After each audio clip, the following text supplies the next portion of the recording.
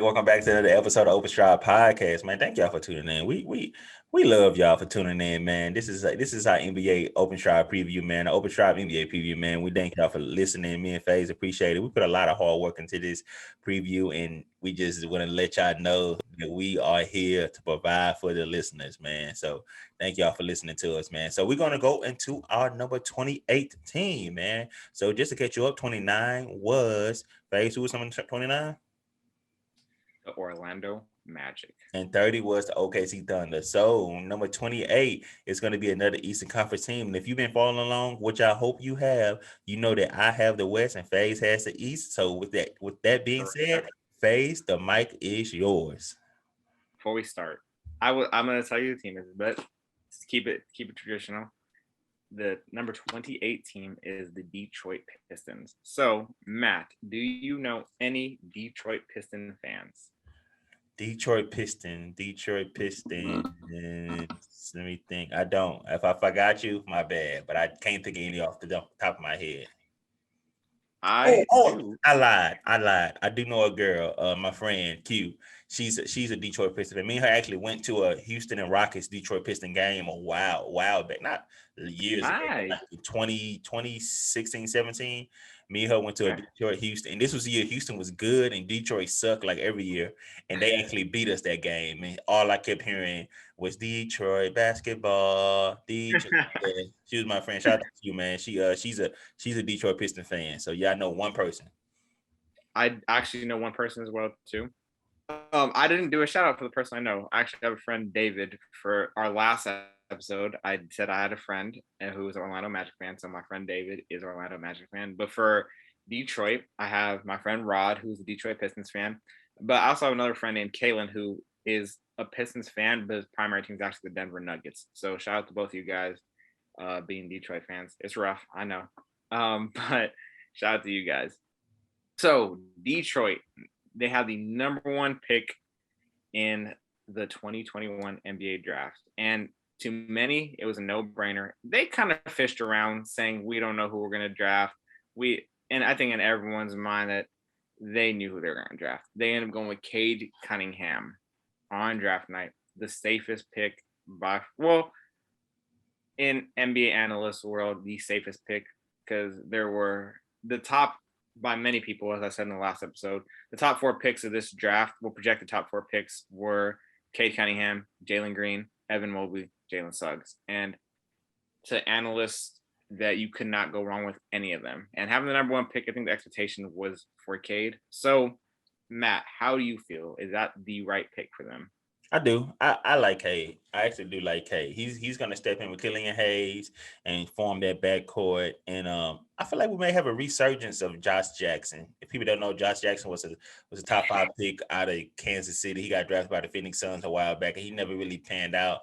But he plays for that team as well. But just to talk about Cade, I feel like he's a I know if you listen to our Orlando episode, I talked about the leadership behind Jalen Suggs. I don't know if Cade has the qualities of a leadership, the characteristics of a leadership, but he has the game that makes everybody around him better. So like it's different. Like LeBron James, for example, LeBron James has the characteristics, the qualities to be a good leader, and he has the game to make everybody better. But you got players out there that are just scorers and they don't make everybody better, but they have their characteristics to be a leader, like Dwayne Wade, for example. He has that characteristic to make everybody believe in him and follow him, but he doesn't have the game to just make people around him that's not that good better. And I feel like Cade has the talent to make everybody. I don't know how his characteristics are. I haven't seen much from him yet. As far as he's very low key, and he didn't really do much in when he was in Oklahoma State. So they kind of make me a little nervous. But sometimes players like that, they just want to get through that 1 year of college so they can get to the money. They probably making money already anyway. They just want to get to the legal money. So, so yeah, man, I like Cade. He has the game to make everybody else around him better. He's one of those players that you can give him scrap metal and he can at least get you to the first round of the playoffs. So I like Yeah. Cade. I think to kind of touch off on your thing, when there's rumors about or analysts saying that you are the number one pick, but your motor's in question, that's a bad thing. Your motor shouldn't be in question. Your heart for basketball shouldn't be in question, and that got questioned during his last couple of games in the tournament. So that's not a good thing. That's that, Um, that's actually an excellent point you just made because for someone to question your motor while you're in college, where you're playing like 20, 30 games, yeah, how are you gonna handle 82 games? Like yeah. I I know the mean, season is got shortened down, but they're gonna eventually get back to 82 games. 82 games on top of playing playoff games, 7 game series, at least 4 games for sure, guaranteed. And your motor's getting questioned while you're in college. So that's a big red flag for a player to get that motor question. So I'm glad you brought that point up. That's an excellent point because like you're in college playing 30. So how you gonna be when you got millions in your pockets chilling in your yeah, big house? Can we trust you to show up every night for 82 nights? It's tough. that is tough. That's very tough. And with expectations to be the number one pick, which he was, those type of questions shouldn't come up. Those questions should never exist. That shouldn't even be a thought in someone's head that is his motor sustainable at the next level. When you're not playing 40 minutes now, you're playing 48 minutes a game with a much faster pace game with 24-second shot clocks. So things are different. We'll see. We'll see. I mean, he had a good showing in the summer league, so there's a lot to be hopeful for. So Detroit fans, you guys got a great young player, but let's see if some of these pre-draft questions exist in the NBA. Let's hope not, because motors should never be questioned when you're considered one of the best players in the world now. Um, they also did go. They also did go through a little more. They actually got Luka Garza and Isaiah Livers as well too. Luka Garza, that's an interesting name because the center, a traditional center who had an amazing senior season in college, put up very, very, very high scoring numbers. But they already have centers like I have their roster right here with Isaiah Stewart. I didn't want to say Jackson. I was going to say Jackson. Isaiah Stewart, and that looked like they're going to be their starting center going forward because he really showed for all right. Everyone in the background, they can see Cleveland Cavaliers hats are there, which means I'm a Cleveland Cavaliers hat. I mean, a fan. When we played against Detroit, Isaiah Stewart gave Jarrett Allen fits. He was destroying him. And I told Matt last year that I was high on that pick when they drafted him. I was like, yo, Detroit's really doing something. He's going to be a good player. So that's definitely going to be their starting center going forward. They even traded Plumlee away this season to make room for him. So that's something. How do you feel about like the pickup of Luka Garza in the draft? I like to pick up. I like to pick up. I feel like it's gonna help them, and I feel like Detroit, they're in a position where any talent is needed. Isn't like it's no position on their team that it's like, oh, we already got a point guard. We don't need another point guard. Or we already got a center. We don't. No, no, no, no, no, no, no. You gonna Right. you gonna take what's coming your way. Whatever come your way, you're gonna take it, and you're gonna try to make magic out of it. So, like, we're gonna see where it goes. The only player that I have that he's not a guaranteed star, but he's a guaranteed starter on that team is Jeremy Grant. He's the only one. Yeah. So outside of Jeremy Grant, and of course Cade, because Cade got to be that guy after being the number one pick. But if you don't count Cade, if you're going off the previous roster, Jeremy Grant's the only one. Outside of him, it's nobody that you'd be like, okay, we already got us a shooting guard. We don't need another shooting guard. No, no, no, no, no, no. Y'all need me to be your shooting guard at this point. Yeah. I think that another player to look out for this year is Sadiq Bey. He had a good rookie season. Oh, He was all team. he's good. He's good. Yeah, he's talented. He's good. He's not a good player. So there's some bright spots on this Detroit roster, but they are not a good team yet. And I No. don't think they will be anytime soon. How you I feel mean, about Killian Hayes? You like him? You think he'll be pretty good? I'm not a fan. Are you not? I'm not a fan of Killian Hayes. I'll explain why though. Okay. He did get hurt last year, and for a majority of the season. And before he got hurt, he was super unproductive. When he came back, he just wasn't effective. And granted, it could be his injury, but he was in a weird spot. Like they drafted him to be the primary ball handling player. And with him being the primary ball handling player, when you draft another primary ball handling player, where does that make him? Like he wasn't effective off the ball last season. So how does that fit now? I mean, it could fit. They can make Cade the 2, leave Killian at the 1, and let them play off each other. Mm-hmm. We'll see. Year 1, Killian, I wasn't a fan. Year 2, Killian, I could become a fan. I just need to see a jump and consistent basketball play for him, and I didn't see it. So yeah, so Killian was my dark horse rookie of the year. He wasn't in my top 3, but he was somebody I said just watch out for him. And the only reason I said that because when he got drafted. What was it? 7th overall, and he I got drafted. believe so. Yeah, 7th overall by the Detroit Pistons. When he got drafted, they instantly when they went into training camp, they said Killian's our starter. He's our starting point Yeah. guard going forward. And I was just like, he wanted to start Over Derrick Rose. Keep that in mind. Over Derrick Rose. That's when I was just like, I said, what? Y'all made him the starter already over Rose? I said, okay. I said he must be showing them something in camp that got them believing he could be that guy. So going into the season, I'm thinking like, okay, regardless if he's a star or not, or a superstar or not, he's gonna get minutes. And a lot of rookies don't get minutes. So that was my thinking, like, okay, even though I don't know how good he is, he's gonna get minutes to the fact where he can do something. And a lot of rookies don't get minutes. So unless you have a rookie out there like they ever have LaMelo Ball or Anthony Edwards, you have people out there that was also getting minutes that was balling. Unless you have somebody like that, you can have somebody like Killian Hayes sneak in and win Rookie of the Year because he's going to get minutes, and he's going to, in those minutes, he can probably put up 10 a game, 11 a game, and all the other rookies, they may not be doing anything. So that's why I had him as my dark horse. But like you said, even though he was getting those minutes, he wasn't doing much with them.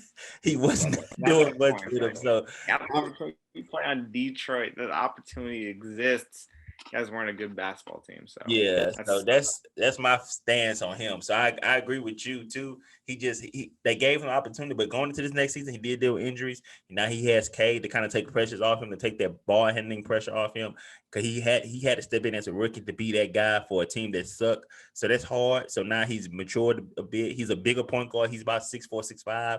So we're gonna see how he does going into this season with Cade over there. Now he still has Grant. He has Bay, like you said. So we're gonna see. But yeah, man, it didn't look good from his rookie season. But his going to a sophomore campaign, we may get a better Killian Hayes. I hope so. I definitely hope so. Their lineup isn't super deep. They did sign Trey Lyles to a contract, so they really don't have every position with the exception of Cade and possibly Jeremy Grant. Like Matt said, you can you can upgrade. If the position if you start drafting top 3, you're not drafting on position, you're drafting on who's best available at that point. So it doesn't matter the position at that point. You slide players over. There's not too much to say about this team. Matt and I both agree that we're not thinking they're going to be a good basketball team again. The only reason we have them over the Orlando Magic and the Oklahoma City Thunder is because they have players with brighter potential than some of the other teams. And they got Dwayne Casey as a coach. Yeah, Dwayne Casey as well as like an overall concept. Sadiq Bey's bright, Isaiah Stewart's bright, Jeremy Grant's bright. How long he's there, we'll see. Kay Cunningham's bright. They do have Killian Hayes still. So they've already been in this stage a little bit longer. So that's why we give them the nod, slight notch. It's not much. Mind you, that between these bottom 3 teams, it's not a big difference. But the record last year was 20-52. Do you see them going over or under this year? Over. I would agree, but not by much. Maybe a few. Yeah, I think they finish. I mean, we're talking about the bottom half of the bottom of the bottom half in the NBA. I think they finish at least around. I think they finish right where we have them, actually, because we got the perfect power ranking out. So I think they're going to finish right where we have them. I agree. We'll revisit this after the season is over and see how accurate we actually really were. All right, not too much to say about them. They did sign Kelly Olynyk to a 3-year, $37.2 million contract. That is expected to be one of their key pieces going forward and possibly a starter. He actually played good for your Rockets while he was there in his short time. He was really effective. Like I picked up Kelly Olynyk on my fantasy team. He was giving me points, boy. I'm telling you, I'm talking about every night. Kelly Olynyk, but I was just like, wow. Like Kelly Olynyk, he was part of that Boston Celtics team when they had like too much talent. Like it was like so much talent, and they had like talent everywhere. And they eventually all that talent had to break apart because they can't pay everybody. So he was part of that team. So yeah, I love Kelly when he played for the Houston Rockets. So he's also the reason that Cleveland doesn't have a championship in 2015. Just saying, there he pulled Kevin Love's shoulder out. I'm just saying, we would have had. Yeah, if y'all would have had Love, y'all would have won that one. I think so. Kyrie didn't twist his ankle though. So another episode of what it is. Anyhow, he had his knee. Kyrie. Yeah, but take away the factor, maybe Kyrie's usage rate would have been a little bit different had Kevin Love been there, and maybe they could have prevented that. Who knows? Who knows? Yeah.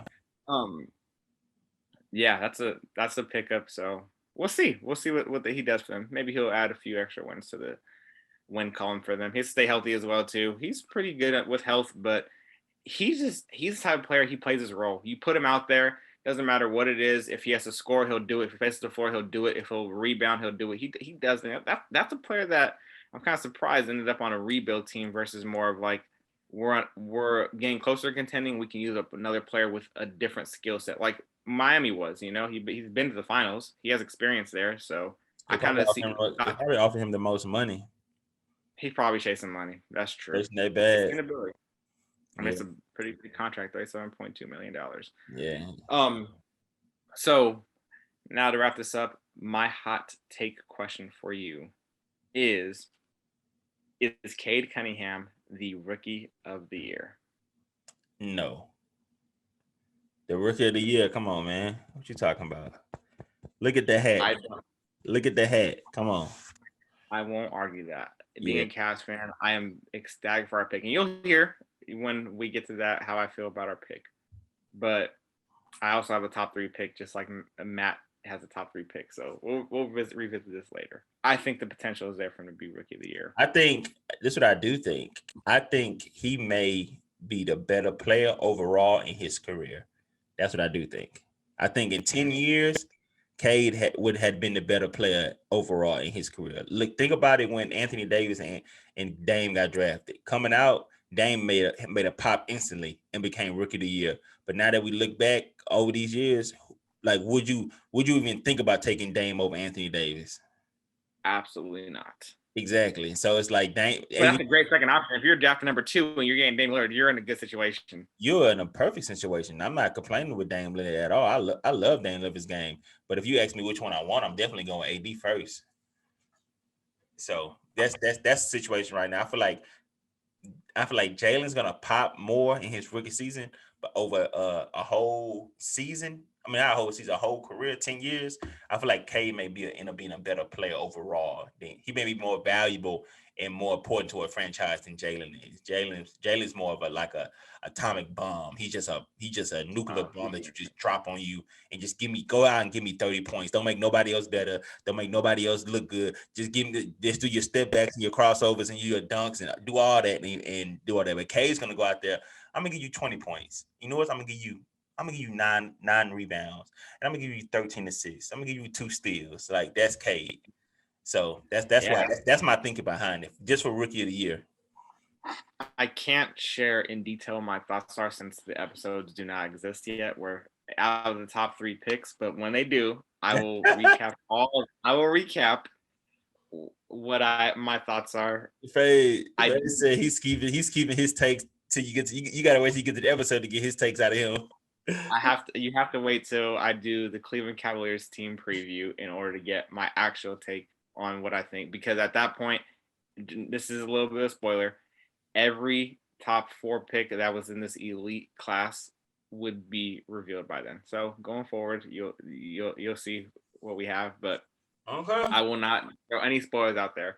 But I do think the potential exists for him to win Rookie of the Year. I think he's talented. He's in a good situation where him and Jeremy are the face of the team. They take the shots. They create the offense. Yeah. So I think Kelly's a good passer too. So they can run some offensive sets where Kelly is like posting with a backdoor cut from Cade, could lead to a couple open buckets. There's some potential there for sure. But I think he has potential to win it. I won't tell you if I actually think he is going to win it yet.